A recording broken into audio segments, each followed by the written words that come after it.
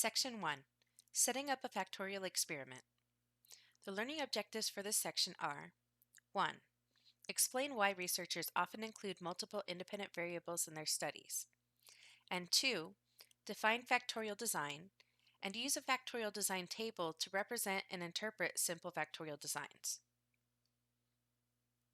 Just as it's common for studies in psychology to include multiple levels of a single independent variable, like placebo, new drug, and old drug, it's also common for them to include multiple independent variables. Schnall and her colleagues studied the effect of both disgust and private body consciousness in the same study.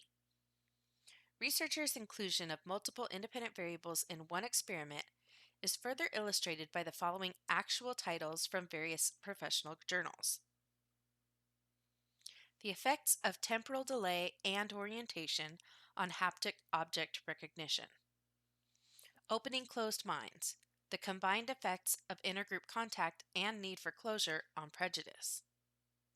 Effects of expectancies and coping on pain-induced intentions to smoke. The effect of age and divided attention on spontaneous recognition. The effects of reduced food size and package size on the consumption behavior of restrained and unrestrained eaters. Just as including multiple levels of a single independent variable allows one to answer more sophisticated research questions, so too does including multiple independent variables in the same experiment. For example, instead of conducting one study on the effect of disgust on moral judgment and another on the effect of private body consciousness on moral judgment, Schnall and colleagues were able to conduct one study that addressed both questions. But including multiple independent variables also allows the researcher to answer questions about whether the effect of one independent variable depends on the level of another. This is referred to as an interaction between the independent variables. Schnall and her colleagues, for example, observed an interaction between disgust and private body consciousness because the effect of disgust depended on whether participants were high or low in private body consciousness. As we'll see, interactions are often among the most interesting results in psychological research. Factorial designs. Overview. By far the most common approach to including multiple independent variables, which are often called factors, in an experiment is the factorial design. In a factorial design, each level of one independent variable is combined with each level of the others to produce all possible combinations. Each combination then becomes a condition in the experiment. Imagine, for example, an experiment on the effect of cell phone use, yes versus no, and time of day, day versus night, on driving ability. This is shown in the factorial design table in Figure 9.1. The columns of the table represent cell phone use, and the rows represent time of day.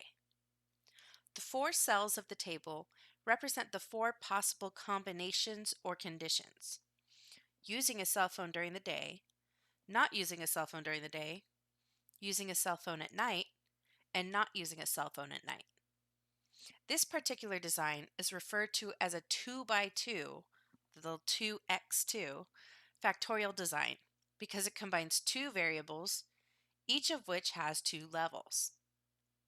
If one of the independent variables had a third level, so for example, using a handheld cell phone, using a hands-free cell phone, and not using a cell phone, then it would be a 3x2 factorial design, and there would be 6 distinct conditions.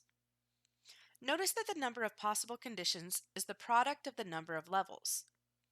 A 2x2 factorial design has 4 conditions, a 3x2 factorial design has 6 conditions, and a 4x5 factorial design would have 20 conditions, and so on. Also notice that each number in the notation represents one factor or one independent variable. So by looking at how many numbers there are in the notation, you can determine how many independent variables are in the experiment. 2x2, 3x2, and 2x3 designs all have 2 numbers in the notation, and therefore all of those each have 2 independent variables. The numerical value of each of the numbers represents the number of levels of each independent variable. A 2 means that that independent variable has 2 levels. A 3 means the independent variable has 3 levels. A 4 means it has 4 levels, and so on. To illustrate, a 3 by 3 design has 2 independent variables, each with 3 levels, while a 2 by 2 by 2 design has 3 independent variables, each with 2 levels. In principle, factorial designs can include any number of independent variables with any number of levels. For example, an experiment could include the type of psychotherapy, cognitive versus behavioral, the length of the psychotherapy, 2 weeks versus 2 months, and the sex of the psychotherapist, female versus male. This would be a 2 by 2 by 2 factorial design and would have 8 total conditions. Figure 9.2 shows one way to represent this design. In practice, it's unusual for there to be more than 3 independent variables with more than 2 or 3 levels each. This is for at least 2 reasons. For one, the number of conditions can quickly become unmanageable. For example, adding a 4th independent variable with 3 levels, for example, therapist experience, low versus medium versus high, to our current example, would make it a 2 by 2 by 2 by 3 factorial design with 24 distinct conditions.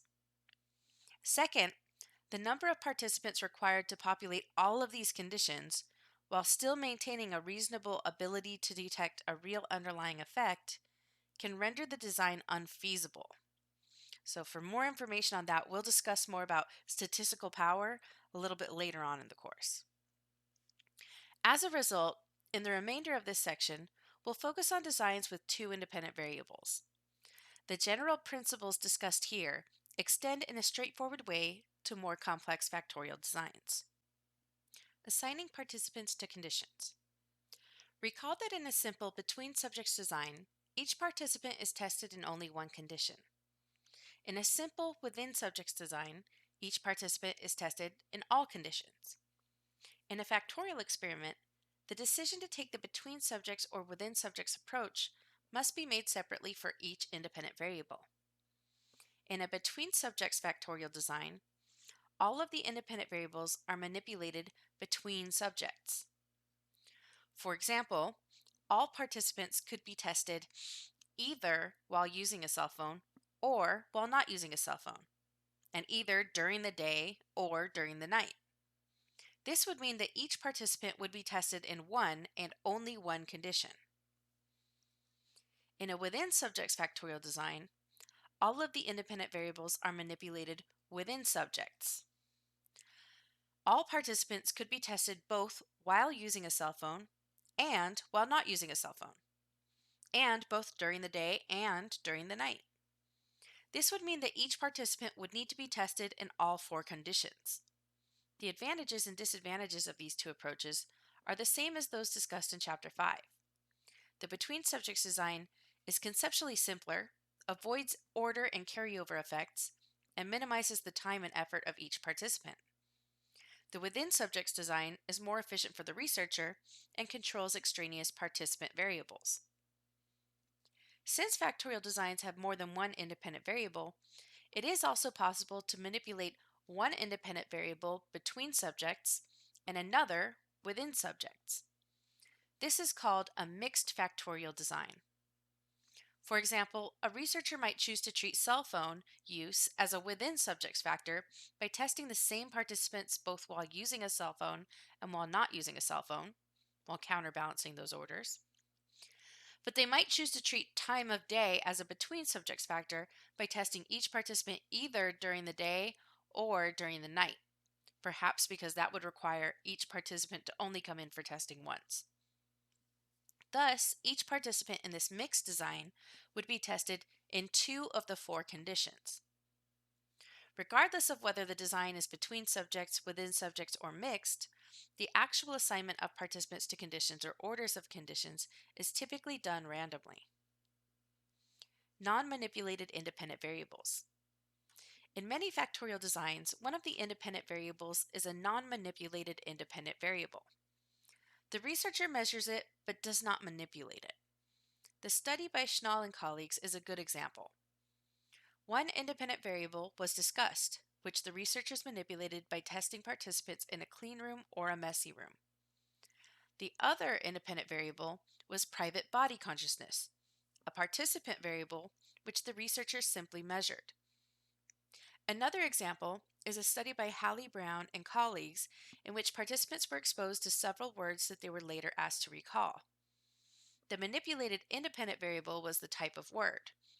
Some were negative health-related words like tumor and coronary, and others were not health-related, like election and geometry. The non-manipulated independent variable was whether participants were high or low in hypochondriasis, which is like hypochondria, which is excessive concern with ordinary bodily symptoms. The result of this study was that the participants high in hypochondriasis were better than those low in it at recalling the health-related words, but they were no better at recalling the non-health related words. Such studies are extremely common, and there are several points worth making about them. First, non-manipulated independent variables are usually participant variables. Things like private body consciousness, hypochondriasis, self-esteem, gender, and things like that. As such, they're by definition between subject factors. For example, people are either high or low in hypochondriasis. They can't be tested in both of those conditions. Second, such studies are generally considered to be experiments as long as at least one independent variable is manipulated, regardless of how many non-manipulated independent variables are included. Third, it's important to remember that causal conclusions can only be drawn about the manipulated independent variable. For example, Schnall and her colleagues were justified in concluding that disgust affected the harshness of their participants' moral judgments because they manipulated that variable and randomly assigned participants to the clean or messy room. But they would not have been justified in concluding that the participants' private body consciousness affected the harshness of the participants' moral judgments because they did not manipulate that variable. It could be, for example, that having a strict moral code and a heightened awareness of one's body are both caused by some third variable, like neuroticism. Thus, it's important to be aware of which variables in a study are manipulated and which ones are not. Non-experimental studies with factorial designs. Thus far, we've seen that factorial experiments can include manipulated independent variables or a combination of manipulated and non-manipulated independent variables. But factorial designs can also include only non-manipulated independent variables, in which case they're no longer experiments, but are instead non-experimental in nature. Consider a hypothetical study in which a researcher simply measures both the moods and the self-esteem of several participants, categorizing them as having either a positive or negative mood, and as being either high or low in self-esteem, along with their willingness to have unprotected sexual intercourse. This can be conceptualized as a 2x2 factorial design with mood, positive versus negative, and self-esteem, high versus low, as non-manipulated between subject factors. Willingness to have unprotected sex is the dependent variable. Again, because neither independent variable in this example was manipulated, it's a non-experimental study rather than an experiment. This is important because, as always, one must be cautious about inferring causality from non-experimental studies because of the directionality and third variable problems. For example, an effect of participants' mood on their willingness to have unprotected sex might be caused by another variable that happens to be correlated with their moods.